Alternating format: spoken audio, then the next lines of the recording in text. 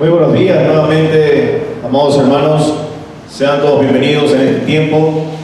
Es un gozo nuevamente estar frente a ustedes, dispuesto a predicar la palabra del Señor.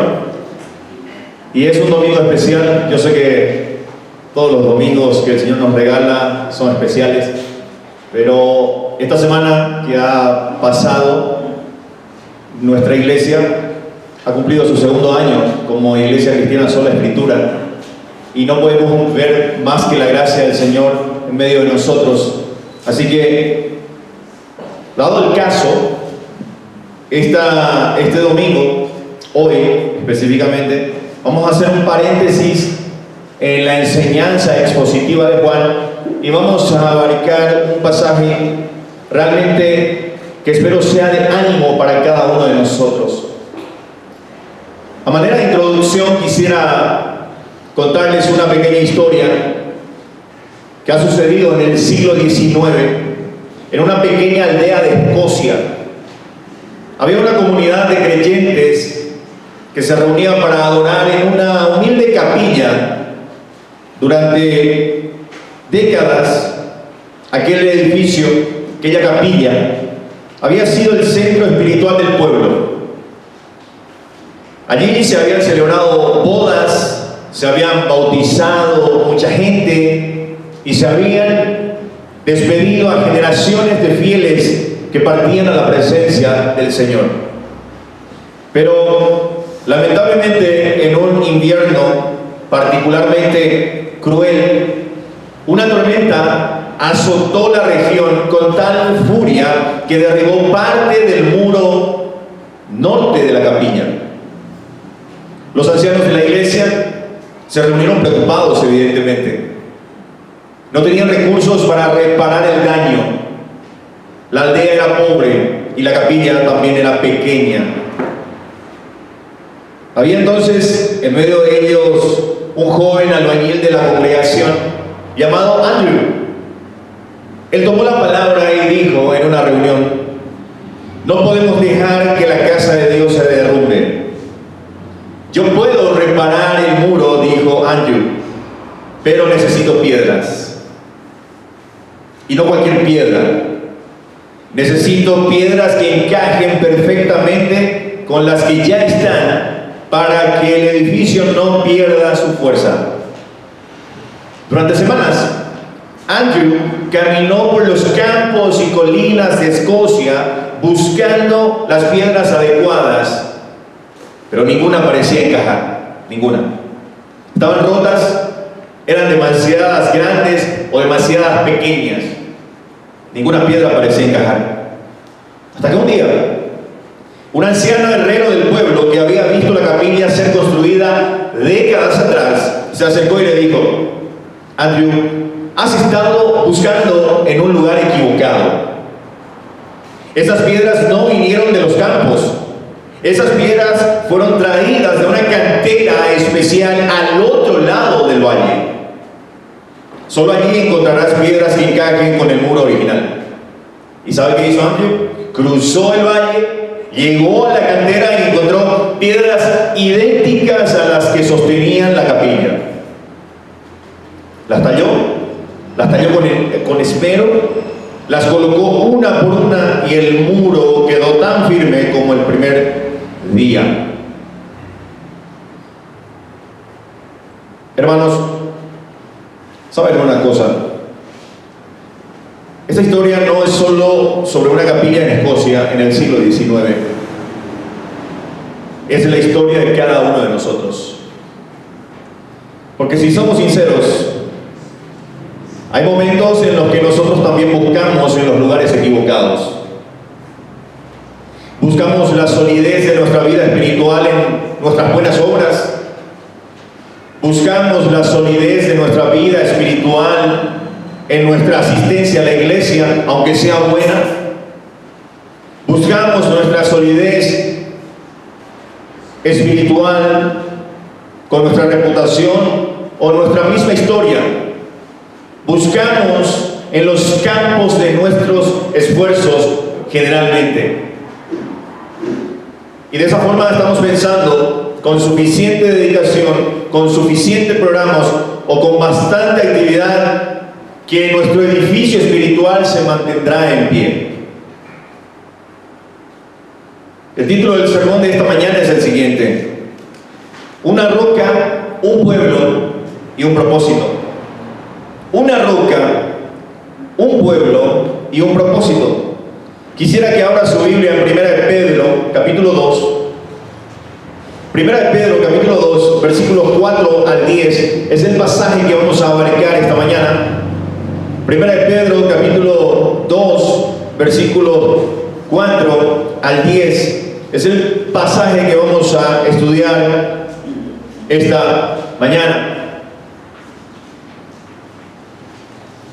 Dice así la palabra del Señor, 1 de Pedro 2, del 4 al 10. Acercándonos a Él, piedra viva, desechada ciertamente por los hombres, mas para Dios escogida y preciosa.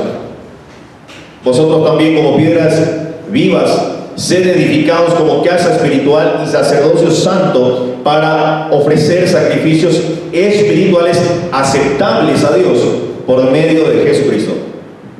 Por lo cual también contiene la Escritura: he aquí, pongo en Sión la principal piedra del ángulo, escogida y preciosa, y el que creyere en Él no será avergonzado.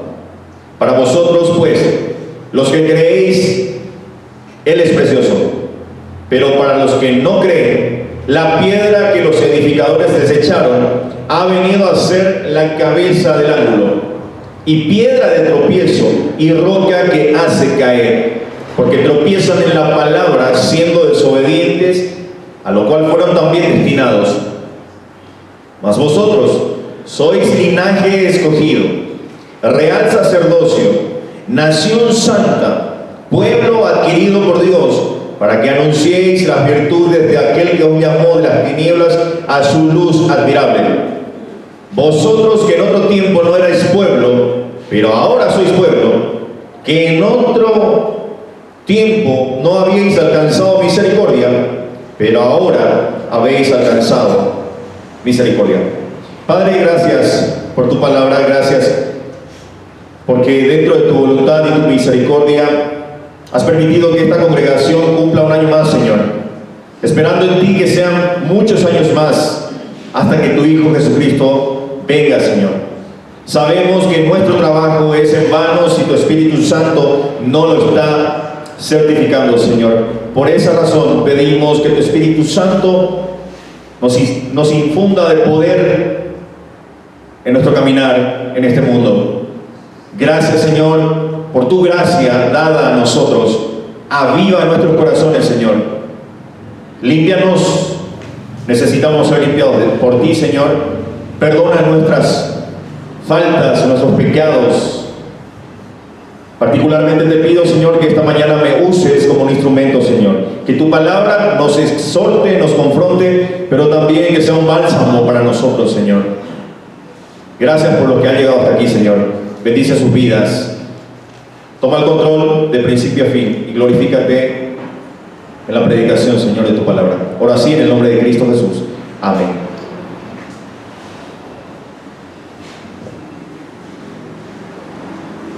Hoy, como mencioné hace un momento, o esta semana que ha pasado, hemos celebrado un aniversario. Y muchas veces, amados hermanos, podríamos caer en la tentación de mirar este lugar. Podríamos caer, mirar atrás y rebobinar, rememorar todo lo que se ha estado pasando como iglesia. O quizás muchas veces podemos caer en el error de confiar en nuestros logros. Pero si hacemos eso, estaremos buscando, como Andrew, en principio, en campos equivocados. La iglesia, amados hermanos, no se sostiene por lo que hacemos. La iglesia no se sostiene por lo que nosotros lleguemos a hacer. La iglesia se sostiene por lo que Dios ha hecho y sigue haciendo en nosotros. Y eso es precisamente lo que el apóstol Pedro nos quiere recordar en este pasaje que tenemos por delante. Él escribe, amados hermanos, a una iglesia que estaba atravesando dificultades, una iglesia dispersa por el mundo. Y esta iglesia que estaba siendo dispersa, perseguida a causa de su fe, muchas veces esta iglesia se ha sentido o ha sido tentada a sentirse pequeña, a sentirse frágil, a sentirse desanimada. Y Pedro les dice: ustedes no son lo que aparentan, ustedes son mucho más de lo que ven.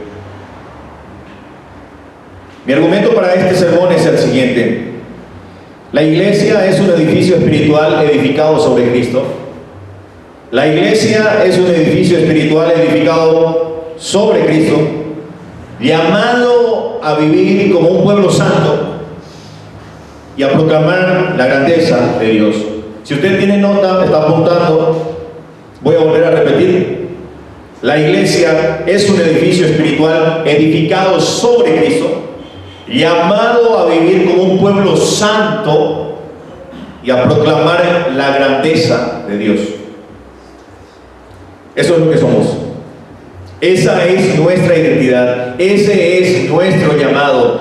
Amados hermanos, no somos una organización humana con una buena historia. No lo somos. Somos un templo vivo. Somos una nación santa. Somos un sacerdocio real. Y por eso, amados hermanos, en este día especial, conmemorando nuestro aniversario, no vamos a celebrar ladrillos o edificaciones, no. Vamos a celebrar la roca sobre la cual estamos siendo edificados.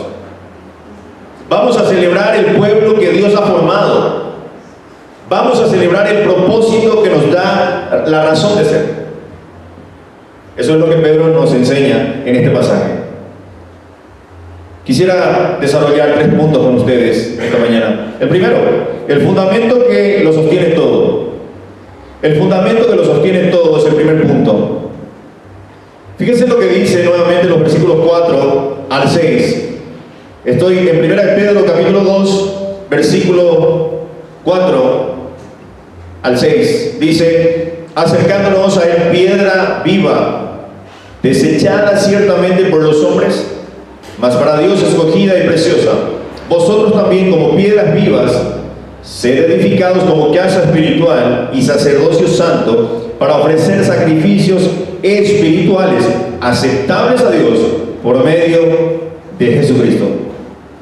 Por lo cual también contiene la Escritura: que aquí pongo en Sion la principal piedra del ángulo, escogida, preciosa, y el que creyere en él no será avergonzado. El fundamento que lo sostiene todo, el primer punto. Ahora, para entender, amados hermanos, lo que Pedro está diciendo aquí, tenemos que recordar a quién escribe y por qué lo escribe. Esta carta va dirigida a creyentes dispersos por todo Asia Menor, lo que hoy en día es Turquía. Son personas que han creído en Cristo, pero viven como extranjeros en su propia tierra.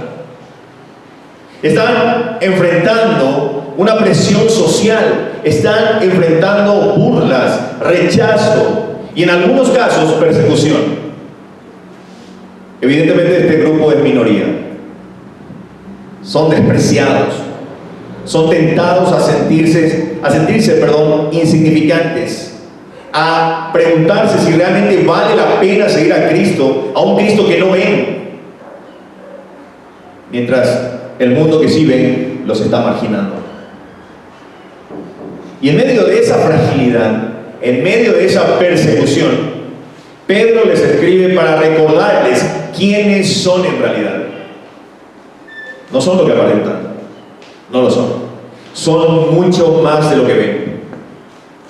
Es en ese contexto, en el capítulo 2, que Pedro les dice: acercándonos a él, piedra viva, desechada ciertamente por los hombres, mas escogida y preciosa delante de Dios. Ahora, no es un consejo opcional lo que Pedro está diciendo aquí. Es un imperativo, es un llamado constante y activo a venir a Cristo, acercándonos, dice Pedro. Pero notemos cómo como Pedro describe a Cristo. Pedro describe a Cristo como piedra viva. Luego, Pedro añade que fue desechada por los hombres, pero escogida y preciosa delante de Dios. Note eso. Ahora, ¿por qué esta contradicción? ¿Por qué desechada por los hombres, pero escogida y preciosa delante de Dios? Es una aparente contradicción. Pedro está haciendo una interpretación teológica de la historia. Él sabe que Cristo fue rechazado por los líderes religiosos de su época, fue despreciado por el imperio romano, fue crucificado como un criminal. Los hombres lo desecharon, pero Dios lo escogió. Dios lo levantó. Dios lo declaró precioso. Y aquí, hermanos, está la primera gran verdad que Pedro quiere que su iglesia entienda.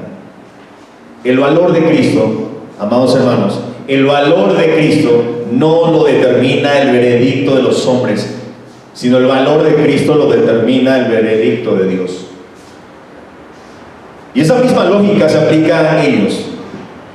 La misma lógica de Cristo se aplica a esta gente que está siendo perseguida a causa de su fe. Ellos son marginados por la sociedad, pero son preciosos para el Padre. Note eso. Ellos son marginados por la sociedad, pero son preciosos para el Padre. Pero Pedro no se detiene allí, hermano. Él desarrolla esta imagen con una cita del Antiguo Testamento en el versículo 6. He aquí pongo en Sión una piedra angular escogida, preciosa, y el que crea en él no será avergonzado. Él está citando Isaías 28:16. Ahora, este pasaje de Isaías 28:16 hablaba originalmente de la confianza que Judá debía tener en Dios en medio de la amenaza asiria. Ese era el contexto de este pasaje que Pedro está citando. Pedro, bajo la inspiración del Espíritu Santo, aplica esa promesa a Cristo. La piedra angular era la primera piedra que se colocaba en una construcción antigua. De ella dependía todo el resto del edificio. Si la piedra angular estaba bien puesta, el edificio se mantendría firme. Si estaba torcida, si estaba mal colocada, todo el edificio tarde o temprano se vendría abajo. Cristo es esa piedra angular. Él es el punto de referencia de todo, absolutamente todo. Todo en la iglesia se alinea con Él solamente. Todo en la iglesia se mide por Él solamente. Todo en la iglesia se sostiene por Él solamente. Y Pedro añade algo que debe hacernos temblar, amados hermanos, y al mismo tiempo adorar. El que cree en Él no será avergonzado, dice. ¿Por qué esta promesa? Porque en el mundo los que creen en Cristo a menudo son avergonzados, son ridiculizados, son excluidos. Pero Pedro les dice: la vergüenza que el mundo te impone no es la última palabra. La última palabra es la de Dios. Y Dios dice que no serás avergonzado. Ahora, ¿por qué? Porque el fundamento no es la reputación de este pequeño rebaño, no es el estatus, no es la popularidad, no. El fundamento es Cristo, y Cristo es más firme que cualquier opinión humana. Y aquí está el Evangelio, amados hermanos. Cristo fue desechado para que nosotros fuésemos escogidos. Él fue avergonzado para que nosotros fuéramos. Él fue avergonzado para que nosotros no fuéramos avergonzados. Él fue despreciado para que nosotros fuéramos preciosos. La cruz es el intercambio, amado hermano. Cristo tomó nuestro rechazo, tomó nuestra vergüenza, tomó nuestro fracaso, y nosotros recibimos su aceptación, nosotros recibimos su honra y nosotros recibimos su justicia. Y eso es lo que Pedro está proclamando aquí. La piedra angular no es simplemente un ejemplo a seguir, no, es un sustituto. Es el que fue desechado para que nosotros pudiéramos ser edificados sobre él. Ahora bien, permítame aplicar este punto. ¿Qué significa todo esto para nosotros hoy? Significa que nuestra iglesia no se sostiene sobre el carisma quizás de los líderes. Significa que nuestra iglesia no se sostiene sobre la calidad de la música, no se sostiene sobre este lugar acogedor, no. No se sostiene tampoco por la cantidad de sus asistentes, no. Nuestra iglesia se sostiene sobre Cristo. Él es la roca viva que Dios escogió. Él es la piedra angular que alinea y sostiene cada piedra en este templo espiritual. Y si estamos edificados sobre Él, amados hermanos, si estamos edificados sobre Él, nada, absolutamente nada puede derrumbarnos. Ni las tormentas, ni las crisis, ni los cambios culturales, ni las persecuciones, ni los fracasos, ni los años que pasan, ni el dólar flexible, que hoy en día le está preocupando a muchos. Nada, absolutamente nada, podrá impedir que la iglesia vaya creciendo, porque el fundamento no envejece. El fundamento no se agrieta, amado hermano. El fundamento no se mueve. Pero aquí está la pregunta que en este tiempo de nuestro aniversario nos lanza con fuerza este pasaje. ¿Estamos edificando nuestra iglesia? ¿Estamos edificando nuestras familias? ¿Estamos edificando nuestras vidas sobre esta roca? ¿O estamos construyendo sobre el prestigio? ¿Estamos edificando sobre la tradición? ¿O estamos edificando sobre la nostalgia quizás? Porque si estamos edificando sobre lo que los hombres aplauden, colapsaremos. Pero si estamos edificando sobre lo que Dios escogió, vamos a permanecer. Y no por nosotros, sino porque Cristo es quien nos sostiene. En segundo lugar, quiero ver con ustedes la identidad que nos diferencia. La identidad que nos diferencia. Fíjense lo que dice el versículo 9 en su primera parte.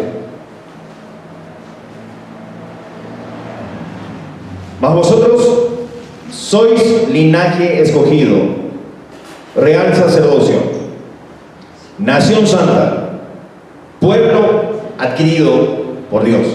Hasta ahí. Mas vosotros sois linaje escogido, real sacerdocio, nación santa, pueblo adquirido por Dios. Ahora, Pedro cambia la metáfora. Pasa de la arquitectura a la identidad. Deja de hablar de lo que somos en construcción y empieza a hablar de lo que somos en esencia. Y lo hace con una declaración que es sin duda una de las más densas y gloriosas del Nuevo Testamento. Ahora, para entender el impacto de estas palabras, tenemos que nuevamente recordar a quienes iba dirigida esta carta. Pedro, recordemos, está escribiendo a cristianos dispersos, marginados, despreciados por la sociedad romana y judía. Eran gente comunes, esclavos, artesanos, mujeres, personas sin estatus, sin influencia. El mundo los miraba y no veían nada especial en este grupo de gente. Eran invisibles, eran desechables, insignificantes, y es precisamente a esa gente a esa iglesia frágil y menospreciada que Pedro le escribe: vosotros sois. Ustedes son. No dice vosotros seréis, ustedes van a ser. No. Pedro usa el presente de indicativo. Es una declaración de identidad objetiva. Es un hecho lo que Pedro está afirmando, y no es un ideal. No lo es. Esto es lo que ya son en Cristo.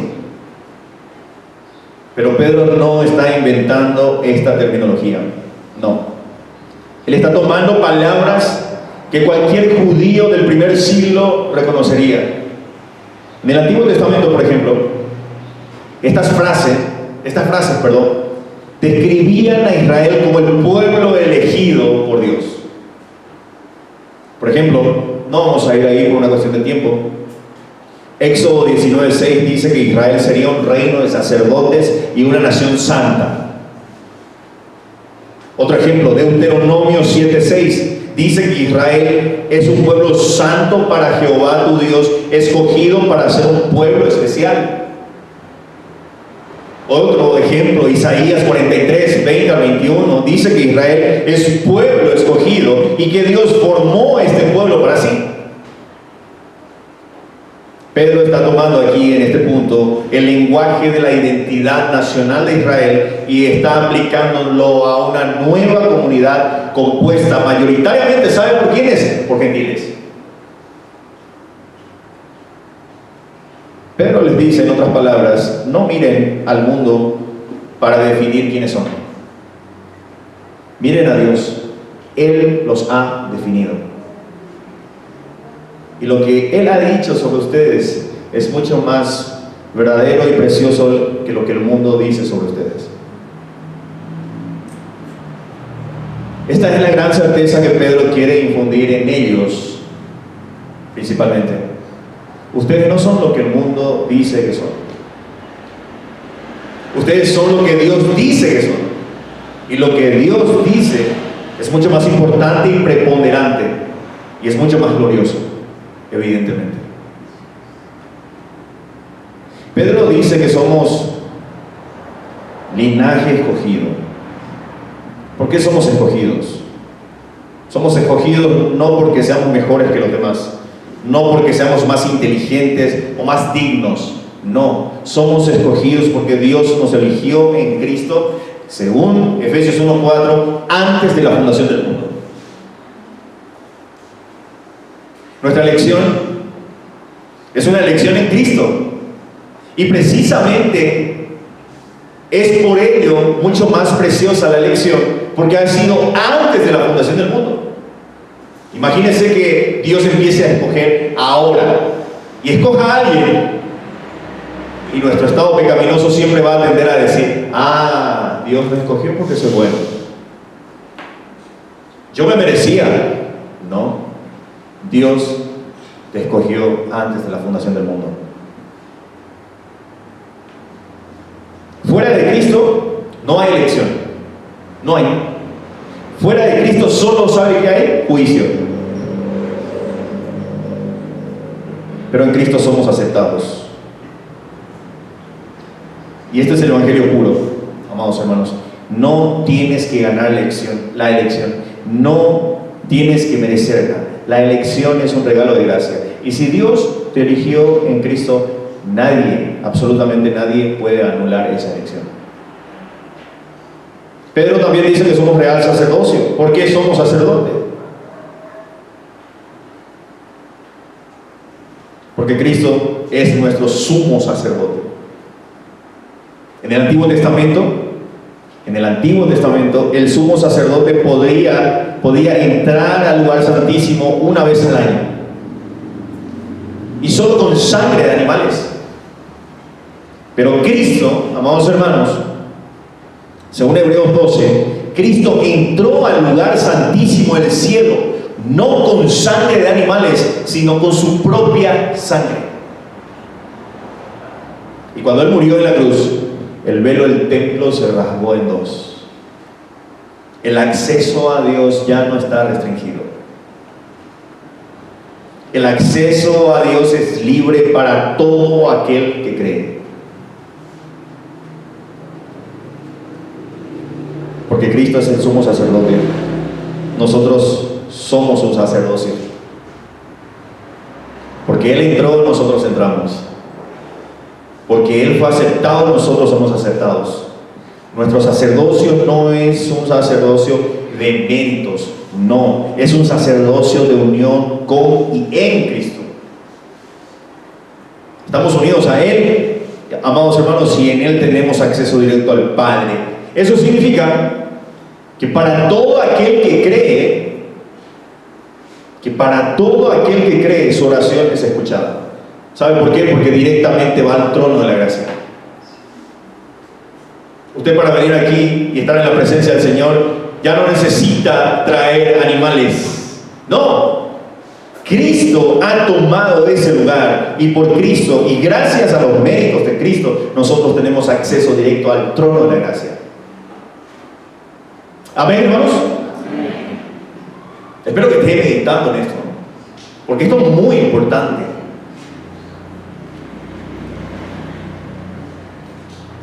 ¿Cómo aplicamos este punto? Significa, amados hermanos, que nuestra identidad no está en lo que celebramos. Nuestra identidad está en aquel a quien celebramos. No somos, amados hermanos, una iglesia porque tenemos este lugar acogedor. No somos una iglesia porque hay dos pastores. No. No somos iglesia porque tenemos un ministerio aquí, allá, o porque llevamos varios meses o quizás un par de años. No. Somos una iglesia porque Dios nos ha escogido en Cristo. Somos una iglesia porque Dios nos ha santificado en Cristo. Somos una iglesia porque Dios nos ha adquirido en Cristo. Y esa es nuestra identidad. Esa identidad no cambia con las modas. Pueden venir culturas nuevas, pueden venir generaciones nuevas, pueden venir a imponernos quizás ciertas cosas en la sociedad, del mundo, pero esta verdad permanece y va a permanecer para siempre. Esta verdad no se debilita con el paso de los años, hermanos. El mundo está sediento de identidad. La gente busca desesperadamente saber quiénes son. Se definen quizás por su profesión, por su nacionalidad, por su ideología política. La gente quizás se define por su orientación sexual, por sus logros, por sus fracasos. Y en esa búsqueda está esta gente perdida y confundida. Pero nosotros, la iglesia del Señor, tenemos algo que el mundo no tiene.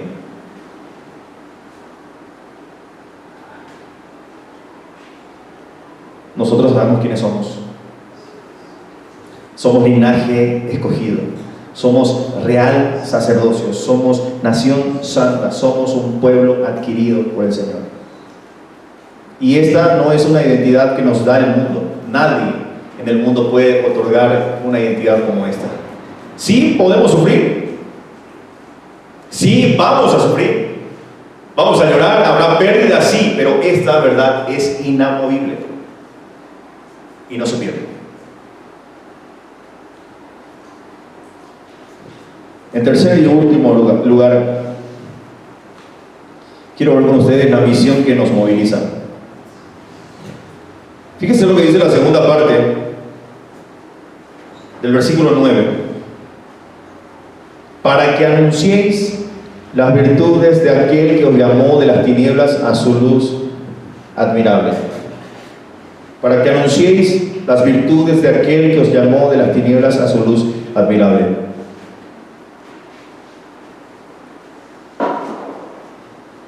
Pedro ha estado construyendo una identidad para su iglesia. Les ha dicho que son piedras vivas, edificadas sobre Cristo, la roca que es viva y escogida por Dios. Les ha dicho que son linaje escogido, un real sacerdocio, una nación santa, un pueblo adquirido por Dios. Pero Pedro, amados hermanos, no les ha dado esta identidad para que se sientan bien consigo mismos y que se queden cómodos. No. Pedro ha estado apuntando a algo más. Porque al final de este versículo 9 introduce una palabra que lo cambia todo. O un par de palabras. ¿Para qué? Esa pequeña conjunción es el motor de todo este pasaje. El propósito es claro: para que anunciéis las virtudes de aquel que os llamó de las tinieblas a su luz admirable. Pedro está escribiendo a una iglesia que está tentada a sentirse pequeña a sí misma. Están tentados a enfocarse en sus problemas, en su persecución, en su marginación. Están tentados a contraerse, a protegerse, a sobrevivir. Pedro les dice: no, ustedes no existen para sí mismos. Ustedes existen para Dios. Y la razón por la cual Dios los ha formado como su pueblo es para que proclamen algo. ¿Y qué es algo? Para que anuncien algo, para que cuenten algo. El glorioso evangelio del Señor. Quisiera que entiendan que la iglesia no es un club de beneficencia mutua. La iglesia es un cuerpo de testigos. La iglesia no es una fortaleza para esconderse del mundo. No. La iglesia es una embajada, escuche bien, la iglesia es una embajada en territorio enemigo. Pero al mismo tiempo está llamada a proclamar las virtudes del Rey. Esto es lo que Pedro quiere que su iglesia entienda. La identidad es para la misión. La elección es para proclamación y la santidad es para el testimonio. Pedro no deja esto en un nivel abstracto y él de alguna u otra forma lo ancla en la experiencia personal de sus lectores. Y en el versículo 10, fíjese lo que dice: vosotros que en otro tiempo no erais pueblo, pero que ahora sois pueblo de Dios, que en otro tiempo no habíais alcanzado misericordia, pero ahora habéis alcanzado misericordia. Pedro está usando un contraste aquí dramático. Ellos tienen un antes y un ahora. Antes no eran pueblo, ahora son pueblo. Antes no habían alcanzado misericordia y ahora lo han alcanzado. ¿Y qué significa esto? Significa sencillamente que ellos no pueden callar. Significa que su testimonio no es opcional. Lo que Dios ha hecho en ellos es demasiado grande para guardarlo en secreto. Han sido trasladados de las tinieblas a la luz. Han sido transformados de no pueblo a pueblo de Dios. Han sido rescatados de la condenación a la misericordia. Y esa experiencia, ¿sabe qué es, hermanos? Esa experiencia de salvación es el combustible de la misión. Pedro está en esencia diciendo: ustedes han recibido algo que el mundo necesita. No pueden quedárselo para ustedes. Están llamados a ser canales de la gracia de Dios y no a ser estanques. Y esto es exactamente lo que una iglesia necesita oír en su aniversario. Porque esto puede ser una trampa, hermanos. Puede hacernos mirar hacia adentro solamente, a celebrar lo que hemos logrado. Y en nuestro contexto, en 2 años, el Señor ha hecho mucho en su iglesia. Mucho. La ha guardado, la ha cuidado, la ha establecido, la ha afirmado. El Señor ha concedido un siervo más. Tenemos una obra misionera en Saladito. Y por la gracia del Señor, hace poco ha levantado un misionero para esa obra. ¿Qué más queremos? Eso es bendición. Eso es bendición.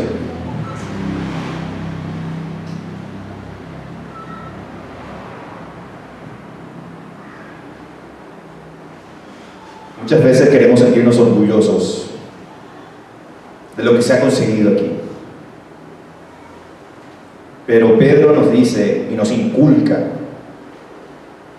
y nos dice: está bien que cumplan un año más, pero es para mirar hacia afuera. Es para preguntarse a quiénes estamos anunciando las virtudes de Dios. Es para preguntarnos quién está escuchando nuestro testimonio. Es para preguntarnos quién está viendo nuestra luz. Y esto nos lleva al corazón del Evangelio, hermanos. Pedro dice que fuimos llamados de las tinieblas a su luz admirable. A su luz admirable. Ahora, las tinieblas son el reino de Satanás, de la esclavitud del pecado, de la ceguera espiritual, de la muerte eterna, el estado natural de todo ser humano fuera de Cristo. No importa si usted se considera buena gente, no importa si usted dice que necesita o no necesita de Cristo, si usted está fuera de Cristo, está pesando sobre usted una condenación eterna. Pero pastor, ¿cómo va a decir eso? Está siendo muy duro. Es lo que dice la palabra. El que no cree ya ha sido condenado.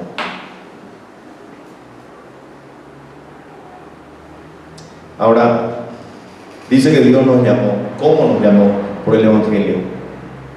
La luz de Cristo brilló en nuestras tinieblas. La luz de Cristo, la verdad de Cristo nos iluminó. La luz de la gracia de Cristo nos transformó.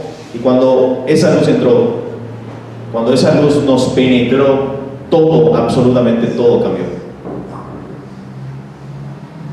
Permítame aplicar este punto. ¿A quién le estamos anunciando las virtudes de Dios? ¿Quién está escuchando nuestro testimonio? ¿Estamos mirando hacia afuera o solo hacia adentro? Porque, amados hermanos, es muy fácil mirar hacia adentro y celebrar lo que Dios está haciendo con nosotros. Y somos agradecidos por lo que el Señor está haciendo con nosotros. Eso es bueno, es correcto dar gracias. Pero Pedro nos dice: no se detengan ahí. Sigan adelante, porque el propósito de la elección, del sacerdocio, de la santidad y de la redención es la proclamación del Evangelio. La iglesia no solo celebra lo que ha recibido. La iglesia debe de preguntarse qué estamos haciendo con lo que hemos recibido. ¿Estamos guardando la luz o estamos compartiendo la luz? ¿Estamos sentados en el rescate o estamos corriendo a contarles a los que todavía están en el incendio?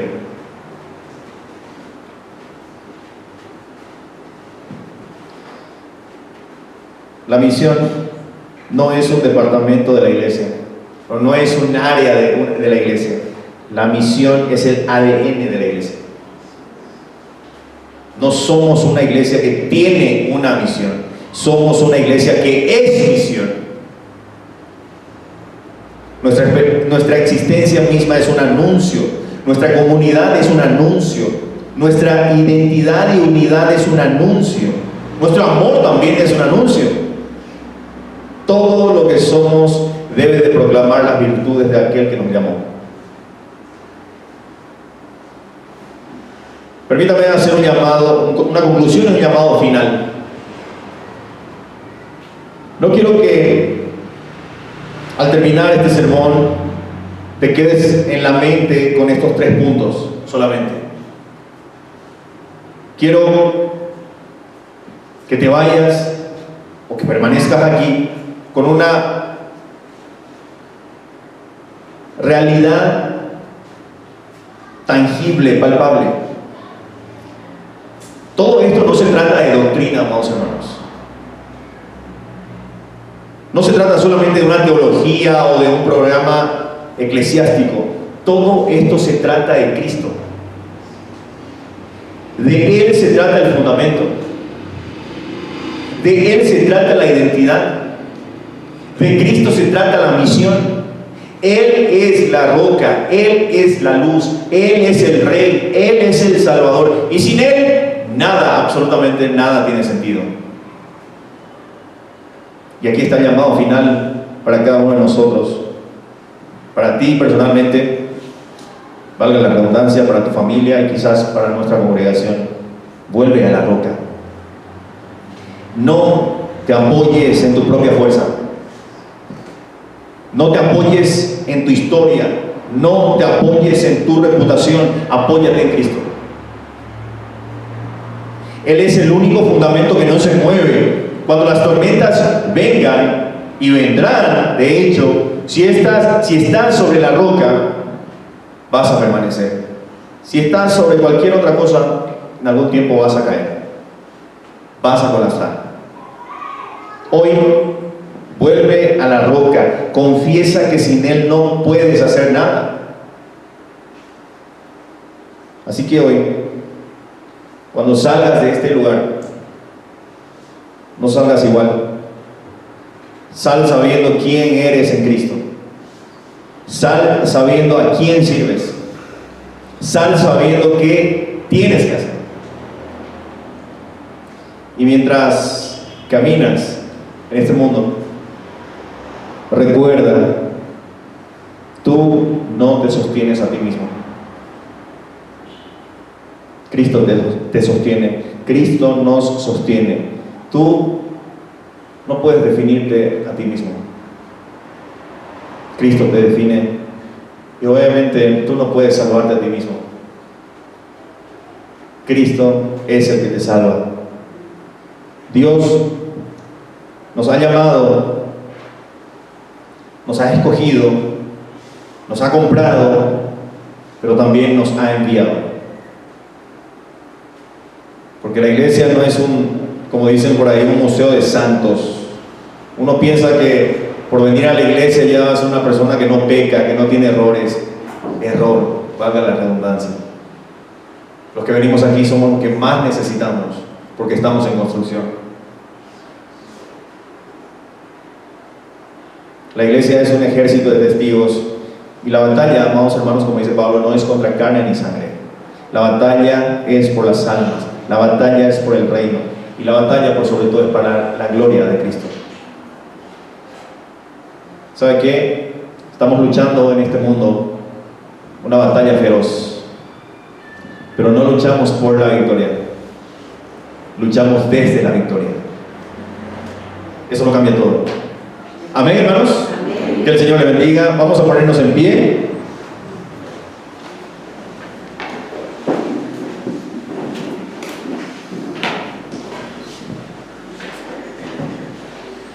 Oremos. Padre Celestial, gracias por tu palabra, Señor. Gracias, Señor, te damos porque nos has rescatado de una vana manera de vivir.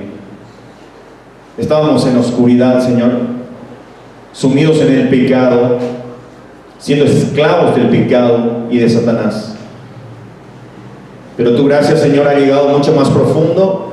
Nos has tomado de la mano, nos has rescatado y nos has dado aliento de vida, Señor.